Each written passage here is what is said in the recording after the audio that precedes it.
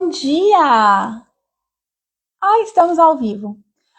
Deixa eu disparar os aviãozinhos aqui. Hoje o dia vai ser o dia 3. O que dirige a sua vida? O que dirige a sua vida? O que dirige a sua vida? Será que está dirigindo a vida de vocês por aí? Nós vamos ver 5 pontos que o autor traz. Eu vou trazer os 5 pontos, inclusive, dele mesmo, com ampliação da consciência. E aí a gente vai desenvolver nosso propósito aqui nesse terceiro dia. Já estou disparando aqui meus aviãozinhos, façam o mesmo por aí. Conforme vocês forem chegando, vai compartilhando com outras pessoas, empreendedoras. Ó, já mandei aqui para a galera. Para a Tarsi também. Muito bom. A Gi já chegou, a Mi, sejam bem-vindas. Bom, recapitulando muito rapidamente, porque hoje, minha gente, o dia é longo. Vocês estão me ouvindo bem? A luz hoje aqui não tá boa, né? Acho que eu vou pôr um filtrozinho aqui. Não vou pôr filtro, coisa nenhuma. Bora.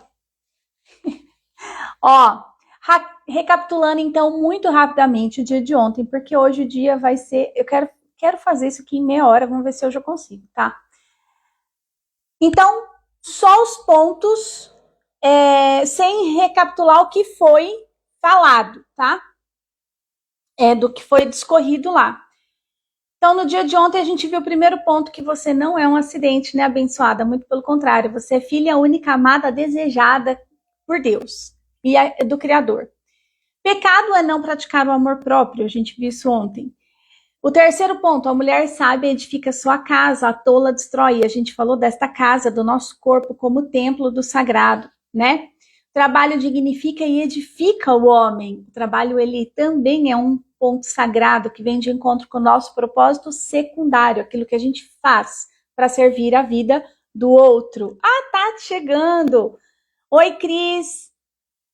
Oi, Tati, bom dia, bem-vindas. Eu vou recapitular bem rapidinho aqui os pontos de ontem. E no quinto ponto, a gente viu os 2 pontos de referência, o externo e o interno, tá? Inclusive, depois, Cris, comenta aqui para eu saber se eu respondi a sua pergunta de ontem, né? Aqui nesse ponto 5. Oi, Helena, linda, bom dia! Bom, se faz sentido aí para vocês e quer convidar mais pessoas, dispara o aviãozinho para eles assistirem essa live com a gente aqui, tá? Então, bora para o nosso terceiro dia. O terceiro dia, o autor traz uma pergunta que é bastante provocativa, né? O que dirige a sua vida? E aqui ele fala algo que eu copiei do livro para trazer para vocês. Ó, a força motriz Qual é a força motriz que dirige a sua vida? Qual é a força motriz que dirige a sua vida? Será que são os problemas, as urgências, os prazos, lembranças dolorosas? Será que são os medos, as crenças, valores e emoções? Oi, Tati! Bem-vinda, querida! Então, eu vou trazer os 5 pontos que ele traz de impedimento de você viver uma vida com propósito. Os 5 pontos que ele traz, tá? Então, o primeiro ponto que ele trouxe no livro é a culpa. O ponto da culpa. Muitas vezes a culpa, e aqui eu vou trazer sempre uma ampliação da consciência do que eu já vivi por aqui, tá? A culpa, ela tem um movimento que eu chamo de ciclo vicioso da dor. Ciclo vicioso da dor. Deixa eu só fazer um alinhamento aqui com a galera que tá chegando. Ó, o nosso emoji de reação aqui, quando vier insights ou sementinhas novas para você plantar aí no teu coração, para viver uma vida com propósito, é esse que eu comentei aqui agora. As mudinhas, tá? Porque a gente está fazendo um papel de semear novas coisas no nosso coração, a partir do estudo desse livro, das minhas percepções, enfim, tá bom? Então, se for virando chaves, caindo ficha, vocês vão colocar as mudinhas. Quanto mais mudinha, mais eu sei que vocês estão coletando sementes aí para viver uma vida com propósito. Combinado? Bom, então a gente está falando da culpa. E o que eu quero trazer para você aqui da culpa? A culpa, ela gera um ciclo vicioso da dor. A culpa, ela nunca vem sozinha. Ela sempre vem acompanhada de um julgamento. O ciclo vicioso da dor, inclusive, é julgamento, culpa, punição. Eu julgo algo como certo, errado, bom ou ruim, bonito ou feio. Eu me culpo se eu estou fazendo algo com relação àquilo que eu aprendi, né, nos meios que eu vivi do que era bom, que era ruim. E aí, normalmente, eu faço uma autopunição ou eu faço uma condenação. Então, o ciclo vicioso da dor, ele vem, a culpa faz parte do pacote. Então, julgamento, culpa, punição. Só que tudo isso, esse pacote, ele vem de encontro com uma semente. A semente da insuficiência, que foi plantada e semeada em nós. Ontem eu falei para vocês que meu pai não deixava eu falar publicamente as coisas que eu pensava. Quando eu ia desenhar, ó, meus slides aqui, ó, de ontem. Quando eu ia desenhar, o meu pai falava que eu estava viajando na maionese, falava para as pessoas que não dá ouvido para ela porque ela vai te alugar. Então, a semente da insuficiência, com medo do constrangimento, me fez sentir culpada, julgar que era errado me expressar. Eu me culpava por me expressar e ter uma retaliação, e eu aí eu me punia. Como que era a minha autopunição? Eu entendo isso hoje, tá? Estou trazendo isso aqui para vocês do meu nível de consciência atual. Eu comia em excesso. Já que eu não posso falar o que eu penso, o que eu sinto, o que eu estou percebendo do mundo à minha volta, eu entupo a boca, porque eu tinha que engolir o choro, então eu engolia mais coisas que me desse prazer. Falar, estar aqui com vocês e mostrar o meus desenhos malucos, falar das ideias que estão fora da caixa, é prazeroso para mim. Quantas chaves não viraram ontem, inclusive com o marido da Cris, que estava aqui na nossa live ontem. Então, é um movimento de eu poder viver esse propósito de Deus na minha vida, expressar aquilo que eu estou entendendo, interpretando da vida. A minha volta, eu contei isso ontem para vocês. Então, hoje eu não me culpo mais, sabe? De falar e me expressar. A pessoa tem o direito de aceitar ou não. A pessoa tem o direito de concordar ou não. A pessoa pode, inclusive, aproveitar algo da minha fala e descartar o resto, porque não fez sentido para ela. E tá tudo bem. Mas eu não posso mais me penalizar e me sentir culpada de expressar aquilo que eu verdadeiramente sinto, penso, sabe? Então, a culpa, ela vem num pacote de julgamento, culpa e punição. Só que esse pacote, isso é uma muda, né? Uma mudinha do ciclo vicioso da dor. Da onde ela vem? Da semente da insuficiência. E aí a semente da insuficiência, quando gera a florzinha da culpa, qual é o fruto? Vamos imaginar isso como, né? Deixa eu pegar minha árvorezinha aqui que eu trouxe ela hoje. Peraí. Aqui. Ó. Aguenta a mão. Então, o que eu estou trazendo para vocês? A raiz é a semente da insuficiência. Aí o caule, aqui, os brotinhos que vão nascendo, é o ciclo vicioso da dor. E quais são os frutos da culpa? É o medo do constrangimento, é o medo da comparação, é o medo de não ser boa o suficiente. É quando a gente olha para o fruto e fala, nossa, eu nem mereço. Você se sente não merecedora. Então, esse movimento da culpa que ele traz no livro, ele é muito mais profundo do que o que ele trouxe, tá? Não sei se está fazendo sentido aqui para vocês. Mas esse é um movimento. Então, ele traz algo ali no livro, e esse fruto, né? Só para completar aqui, esse fruto que eu falei do fruto da insuficiência, o fruto do não ser merecedora, o fruto de não ser boa o bastante, o medo do constrangimento e da comparação faz a gente fazer o quê? Se auto-sabotar. Ah, eu nem me sinto boa o bastante, eu nem vou falar. Gente, eu vou falar para vocês. eu relutei para estar aqui com vocês falando das coisas como eu estou falando, como ontem eu expressei o meu entendimento do Éden. Eu relutei. Eu estava numa mentoria em 2022, que inclusive acho que foi lá que eu conheci a Gi, lá na Lê Camilo.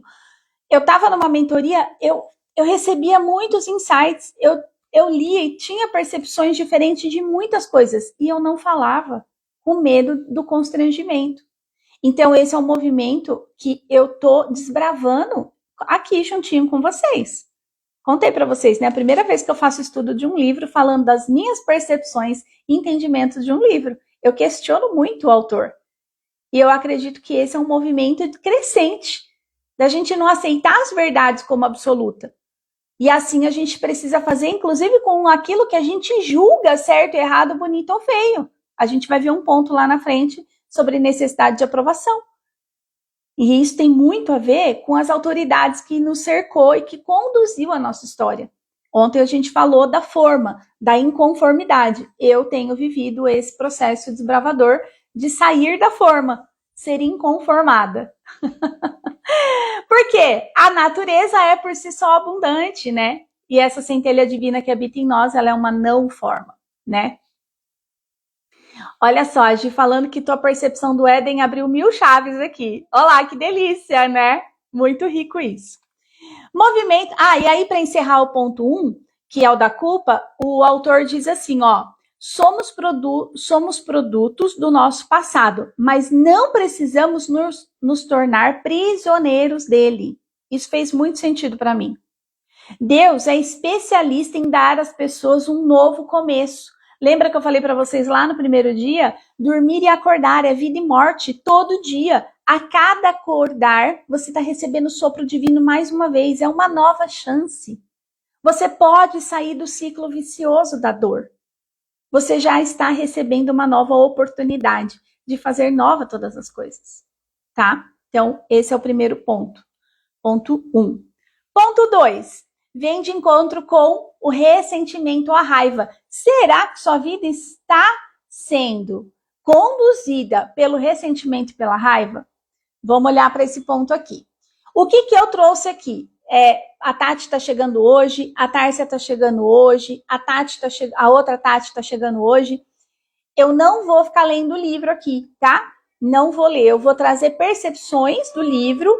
E aí, por isso que eu disponibilizei o audiobook. Se você não tem, lá nos meus destaques tem lá o audiobook para você poder ouvir. Então, eu recomendo que você ouça o capítulo do dia, depois veja a minha live. Depois, mesmo que você está aqui agora, não precisa ir embora, mas depois você revê, porque aí você vai ver que tem pontos que eu trago de outra perspectiva, tá?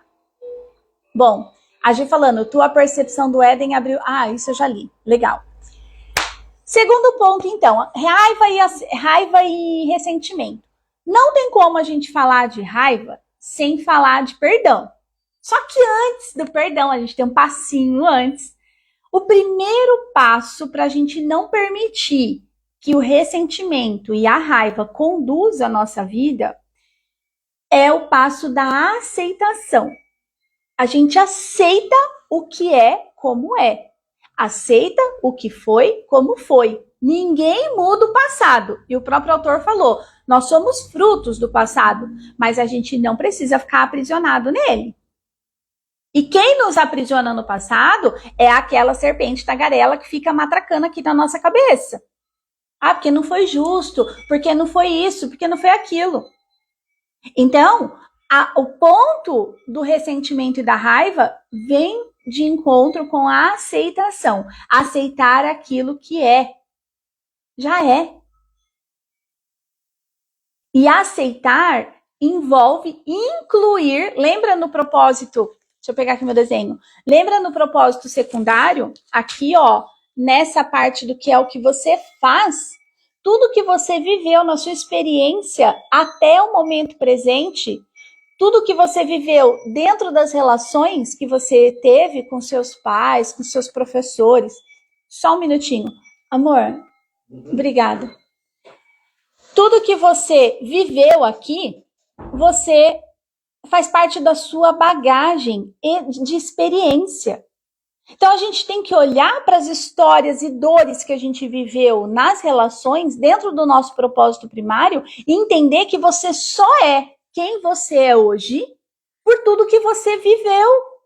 E isso te torna forte e tenho bastante para transbordar na vida do outro, no seu fazer. Não foi à toa que eu vivi 10 anos numa relação abusiva. Não foi à toa que eu vivi abusos e violações de todo tipo na minha história. É justamente para me fortalecer e ser quem eu sou hoje para transbordar na vida de vocês. Quem conhece o guarda-chuva das funções sabe que ali tem violência psicológica, patrimonial, violência moral. Não é à toa que esse conhecimento chegou até mim. Não é à toa que hoje eu sei que o pilar central da vida de uma pessoa é o trabalho. Mas é um trabalho com propósito para a gente alcançar o propósito supremo. Então, nesse movimento para alcançar o propósito supremo, a gente vai precisar alinhar propósito secundário, que é o que eu faço, com propósito primário. Fazendo o quê? Aceitando tudo que foi como foi, incluindo com amorosidade no nosso coração tudo e todos que passaram pela nossa história. Porque senão a gente vai ficar repetindo o padrão. A gente vai ficar se remoendo nos ressentimentos. E vai ficar ressentindo, e sentindo, e ressentindo, e ressentindo. Então, o primeiro passo para a nossa vida não ser conduzida pelo ressentimento é a aceitação. Tudo bem? A Gi está colocando aqui, ó, chaves, guarda-chuvas e mudinhas. Então, o segundo passo para a gente viver esse processo de não deixar a nossa vida ser guiada pelo ressentimento, pela raiva, quando a gente aceita tudo que foi como foi, a gente começa a fazer um movimento, que é o segundo passo, do desapego. Eu me desapego daquele condicionamento, eu me desapego da crença daquela pessoa, eu começo a fazer um movimento de desapego. Conforme eu vou me desapegando, eu vou deixando de gerar sofrimento para mim. Porque quanto mais eu aceito, menos eu resisto ao que é e menos eu sofro. Quanto mais você não aceita, mais você resiste e mais você sofre. E aí você tem uma vida guiada pelo ressentimento e pela raiva. Então, a aceitação gera não sofrimento, você para de resistir ao que é. Toda resistência causa tensão e gera dor. Então, a gente para de sentir essa dor da resistência e a gente começa a se desapegar. Imagina aqui como um cactus. Vamos pegar um cactus. Aí a pessoa está abraçada no cactus. Quando você desabraça o cactus, vem espinhos do cactus na sua pele. Mas é a dor. Aí eu aceito que o cactus tem espinho. Só que eu vou me desapegando dos espinhos dele. Não quer dizer que não vai ser dolorido. Vai ser dolorido. Só que você vai se desapegando dos espinhos, daquelas dores que você já estava acostumada a viver, a conviver, para poder ter uma vida direcionada com a aceitação, com inclusão, com a amorosidade. Então, não deixar a sua vida ser conduzida com a raiva e com o ressentimento envolve a aceitação, desapego e o terceiro passo, a correção. Mas eu vou te dizer, não é a correção do outro, é a correção de si. Presta atenção e pega essas mudinhas aqui. Bem-vinda, Lai. A correção, ela começa com a correção e aceitação de quem você é. Então, isso envolve auto-perdão. Eu corrijo a minha postura, a minha reta intenção diante daquele fato. Eu não fico mais resistindo e contestando. Faz sentido isso aqui para vocês? Então, ó, segundo ponto, para a gente não deixar nossa vida ser guiada por raiva e ressentimento, você vai olhar para o ponto da aceitação, do desapego, da correção, para daí viver o auto-perdão e aí o quinto ponto, dentro desse contexto, viver o perdão com o outro. Porque aí quando a gente entende a nossa própria história e aceita todas as falhas, erros, que na realidade não foi falha nem erro, só foi experiência para você ser quem você é, a gente consegue olhar para o outro e não enxergar mais a forma, os rótulos do julgamento. A gente passa a olhar para o outro como uma centelha divina que ele é. ele também tem um propósito primário, secundário e supremo na vida dele. Ontem, anteontem, não lembro, eu falei da Lulu, da filha da Gi. Ela tem um propósito supremo na vida dos pais dela, na própria vida, na vida de outras crianças que ela convive e impacta. A gente para de olhar para o outro com rótulo. A gente para de deformar o outro. Entende? E isso deixa de gerar raiva e ressentimento. Bem-vindo, Rafa. Terceiro ponto, então, agora, da nossa jornada aqui de uma vida com propósito. O autor traz que outro ponto que nos impede de viver essa vida com propósito é o medo. O medo. Eu trouxe aqui que existem 2 tipos de medo. Vai comentando aqui se está fazendo sentido essas coisas para vocês. Coloca aqui o emoji da mudinha para você me contar se a sua vida estava sendo conduzida por um desses 2 pontos primeiros que a gente já tratou aqui, tá? Bom, terceiro ponto, então. Existem 2 tipos de medo. O medo psicológico e o medo fisiológico.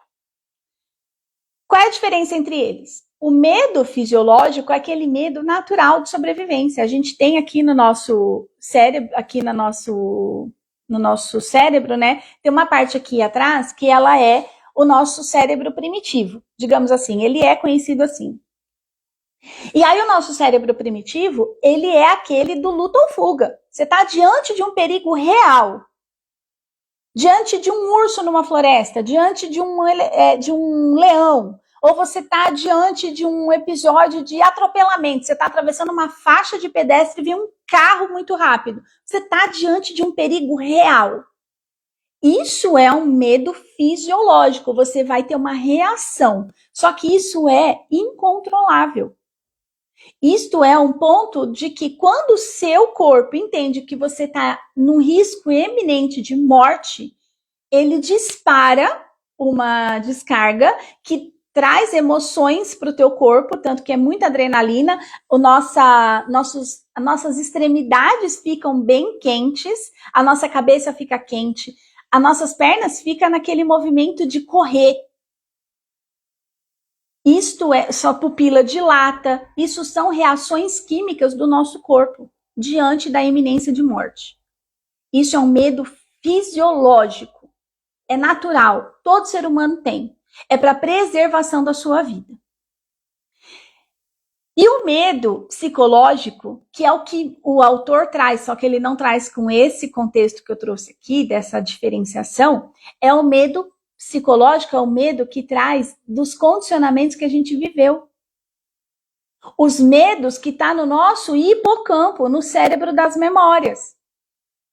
Porque tudo que a gente viu, ouviu e sentiu naqueles ambientes que a gente viveu com os nossos cuidadores e com os nossos, com as pessoas que foram autoridades na nossa vida, que eu costumo chamar dos 3 P's da castração, são os pais e parentes, padres, pastores e líderes religiosos e os professores.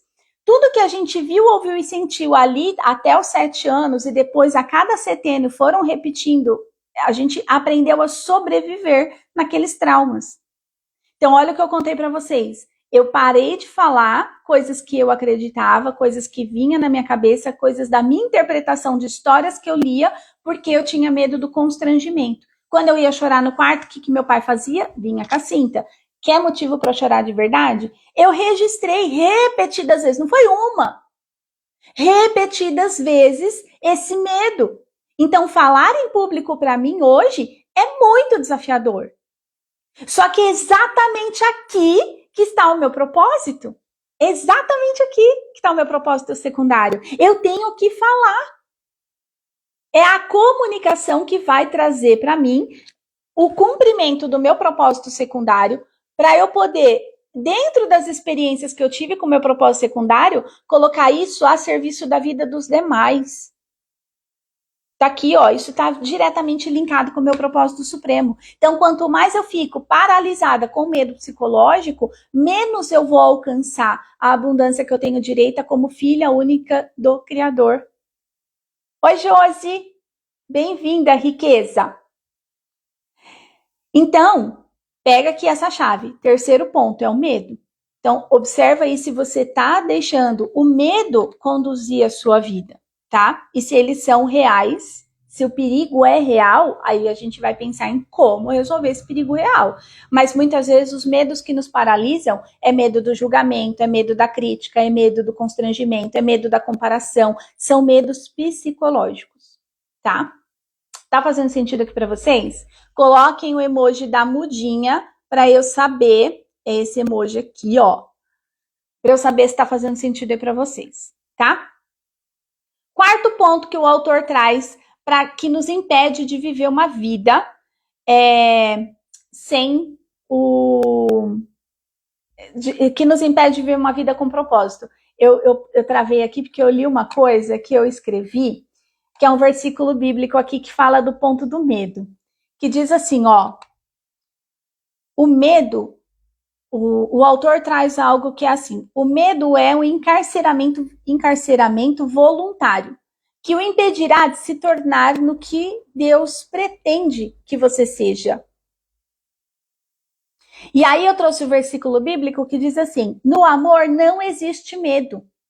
Pelo contrário, o amor perfeito lança fora todo o medo. Porque o medo supõe castigo. Olha que rico esse versículo. Por consequente, quem sente medo não está realizado no amor. E aqui, por que eu achei legal trazer esse ponto? Ontem a gente falou do alvo perfeito do amor de Deus. E aqui nesse versículo ele fala: o amor perfeito lança fora o medo. Quem é o alvo perfeito do amor de Deus, abençoado? Se não você.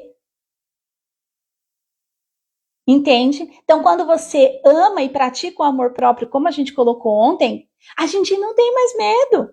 Pode vir raios, trovões e trovoadas e xingos e haters e o que quiser.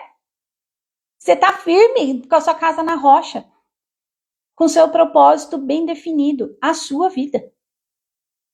Tá? Bora lá pro nosso quarto ponto.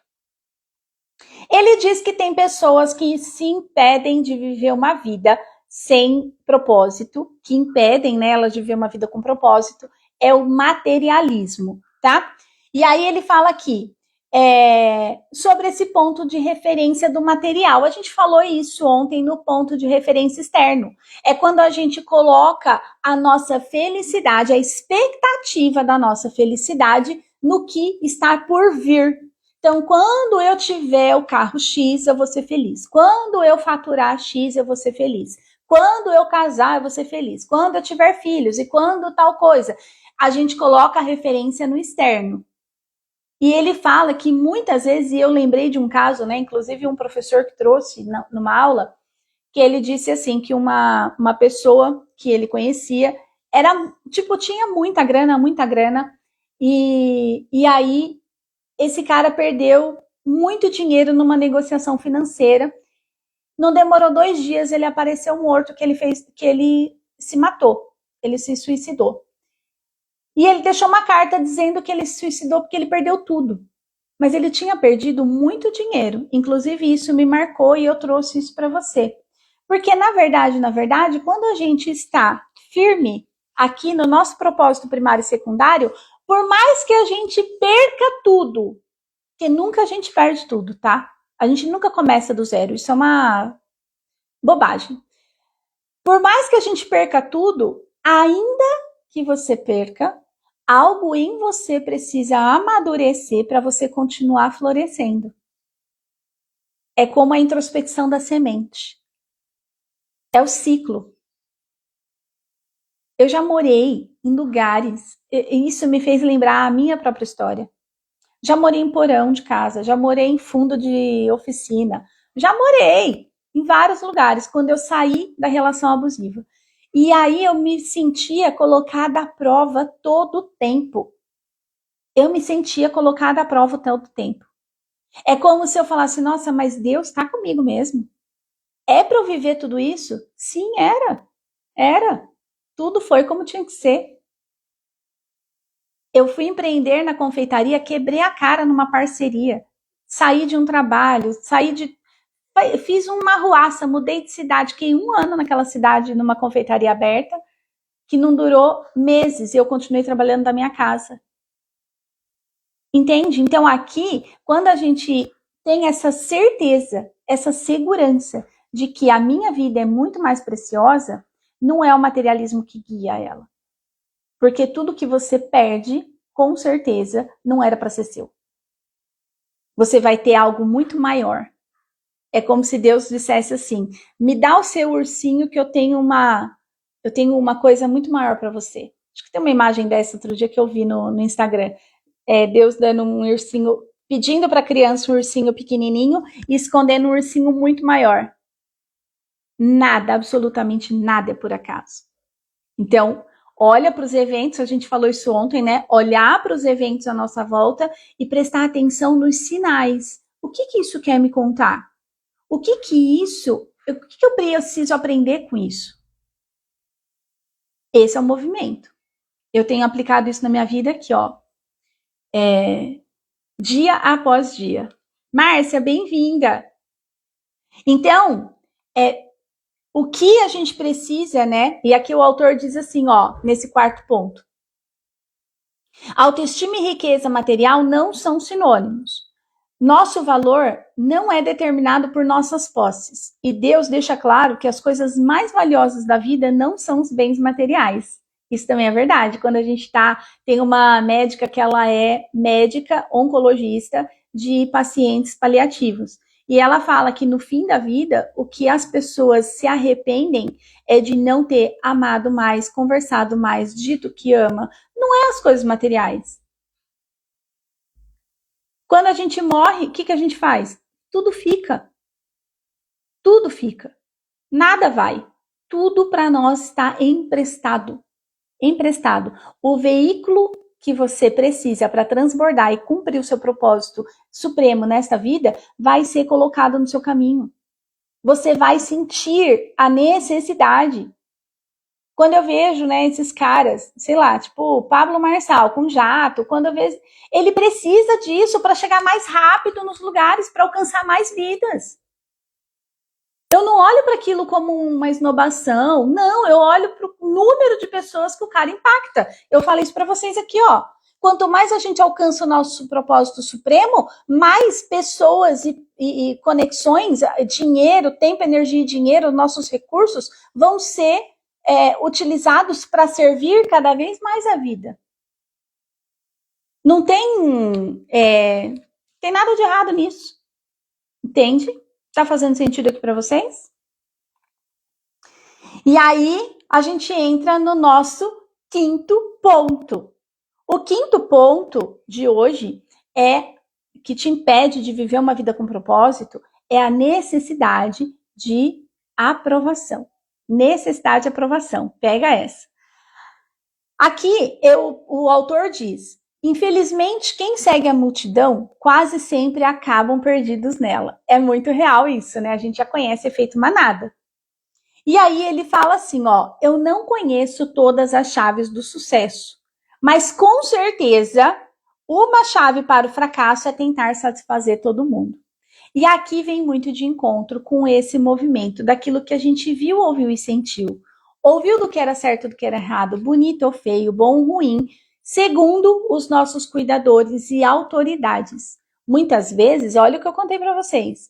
Eu não falava em público por conta do meu pai. Teve um outro evento, né, que tinha coisas que eu não fazia, usar uma tornozeleira. Meu pai certa vez falou para mim, eu tinha uns 16 anos lá, que quem usa tornozeleira é puta. Inclusive tem um vídeo aqui que eu conto a história da tornozeleira aqui no meu feed.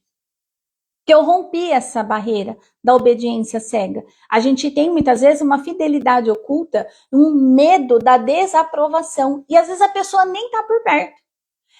E não é só sobre as autoridades. Quem tem necessidade de aprovação, muitas vezes também tem necessidade da aprovação, não só familiar, e aqui envolve pais, familiares, filhos, esposo. O que minha sogra vai pensar? Aqui envolve a esfera familiar. Também tem a esfera social. Muitas vezes, quando a gente tem medo do que o amigo vai pensar, o grupo que a gente pertence, nossa, o que essas pessoas vão falar?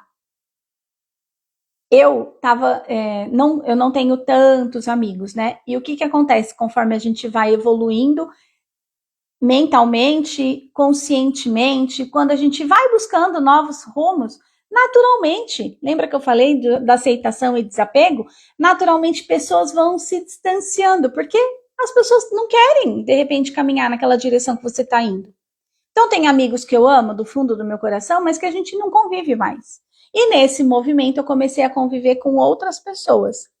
E aí, uma pessoa que tem uma visão bem assim ampla do todo e muito consciente, tem um papo muito legal. Um dia a gente conversando e a gente falando sobre, eu ainda trabalhava com relacionamentos, né? E falando sobre essa raiz do relacionamento abusivo e tudo mais, ela foi uma pessoa que falou assim: nossa, você vai falar isso? Você vai ser condenada pior que Cristo. Ela falou para mim. E aquilo mexeu comigo. E eu me calei. Eu falei, nossa, não é que ela tem razão, porque tem coisas que eu falo, eu já sou atacada. E aquilo me deu uma. Eu vivi essa pressão social que esse cara trouxe aqui nesse livro. Eu lembrei disso na hora que eu estava lendo o livro. Registrei ali. Falei, opa, eu estava vivendo uma pressão social. Eu não estava permitindo viver o meu propósito aqui nessa terra.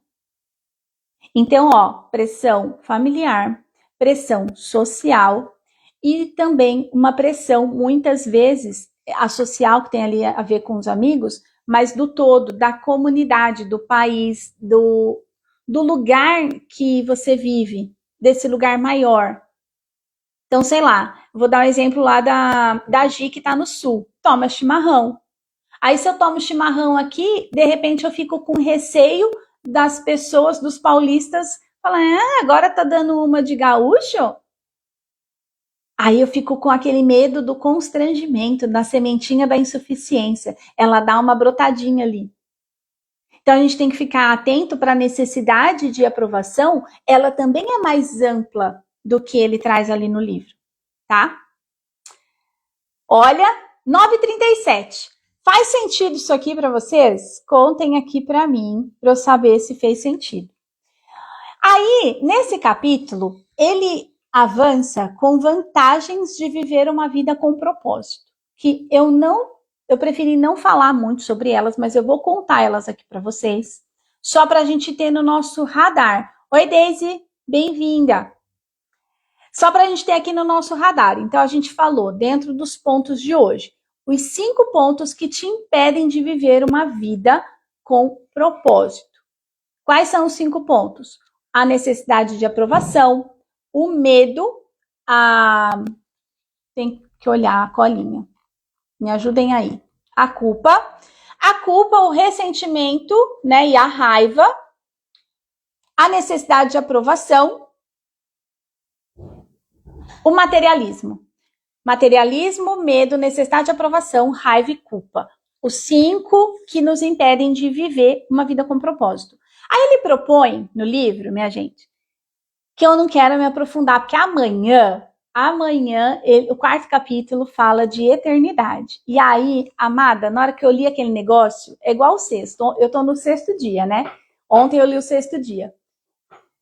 O 6º dia também é bombástico, porque eu não concordo com metade das coisas que ele fala lá. Mas enfim, então os pontos que ele traz para a gente ver as vantagens de viver uma vida com propósito, que eu só vou mencionar e aí vocês escutem lá no livro, se contém em ficar nas 4, que aí eu concordo.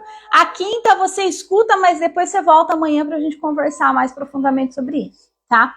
Então, a primeira vantagem é conhecer seu propósito, porque isso torna a sua vida mais leve, tem mais sentido.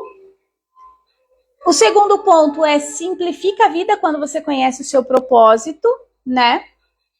E aqui é um ponto muito simples de se falar, porque quando a gente simplifica a vida, como que eu sei que eu estou caminhando no meu propósito? A nossa essência, por natureza, ela é abundante. Então, quando eu sinto paz, eu vejo que as minhas ações estão promovendo a justiça, a bondade, as virtudes divinas, eu estou vivendo o meu propósito. Então, não tem por que se preocupar, tá? Simplifica a vida. Conhecer o propósito ajuda a te estabelecer prioridades. E aí eu fiz uma aula um tempo atrás, a Gi catou essa aula e aplicou muito sabiamente, que é uma aula dos quadrantes, de como definir as prioridades. Então, aqui ele mostra que definir prioridades ajuda você a cumprir o seu propósito. E a quarta, que é você saber o seu propósito, traz motivação, né? O entusiasmo natural do espírito que habita dentro de você, essa centelha divina. Então, quando você sabe qual é o seu propósito, você não perde esse. A gente se cansa, com certeza, mas descansa e segue, tá? O quinto ponto que ele fala lá sobre conhecer o seu propósito, te prepara para a eternidade, é sobre isso que eu não vou falar, porque isso é assunto para amanhã, porque sobre eternidade eu tenho outra perspectiva totalmente diferente do que o que esse autor traz, tá? Conta aqui para mim como foi essa live para você, 9h40. Ai, meu Deus. Amanhã eu vou tentar fazer meia hora. Ou acho que eu vou fazer, sabe o que eu vou fazer amanhã? Comenta aqui se para vocês tudo bem. Não recapitular o dia anterior. São os minutinhos que eu perco ali, né? Bom, é isso, minha gente. Vou até mostrar para vocês, ó, amanhã. Olha o que tem aqui para nós, ó. Peraí que eu vou mostrar para vocês. Ó, um slide gigante, porque eu vou usar muito. Eu vou desenhar muito amanhã para mostrar para vocês o ponto da eternidade, do que eu entendo do lado de cá. Beijo grande no coração de vocês. Comentem aqui quais foram as sementinhas que virou para você. Deixa o comentário embaixo dessa live. Me manda lá no direct. Me manda um sinal de fumaça para eu saber que esse conteúdo fez sentido para você. Tá bom? Bora empreender com propósito nessa vida e fazer muito dinheiro, viver a abundância que temos direito como filha única e amada do Criador. Você é feita à imagem e semelhança dele. Nada menos do que isso. Combinado? Ó, beijo grande no coração de vocês. Até mais.